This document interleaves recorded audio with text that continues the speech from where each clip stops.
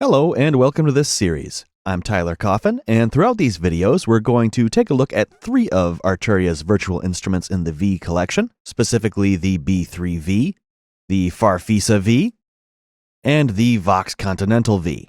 Of course, the through line of these being that they are Arturia's faithful virtual recreations of classic organs, and we're going to look at each instrument in detail, all within this one series, as they do have plenty of common aspects,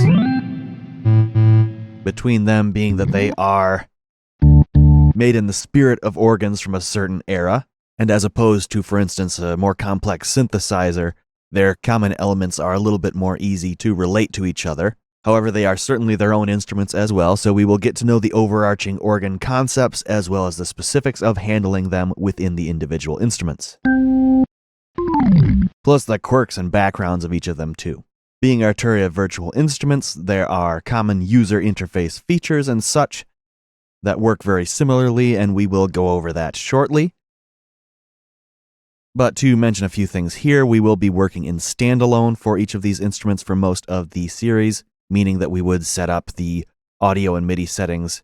In this drop-down, you get your audio device, the buffer size, sample rate, and then allow for whatever MIDI devices that you would use, a keyboard or anything like that, then the tempo you would set in this window. However, you can, of course, run in a digital audio workstation.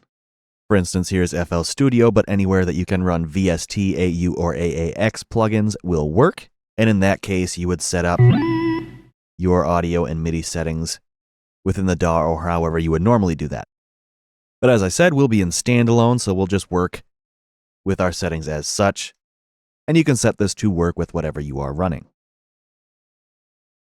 Another quick thing, we may resize our windows a little bit as well, and that's simply a matter of going up and clicking to resize the window, just so that we can see all of our controls and everything like that a little more clearly, but obviously whatever you want to set this to be is up to you and your screen, so quick and easy change if you want to make it.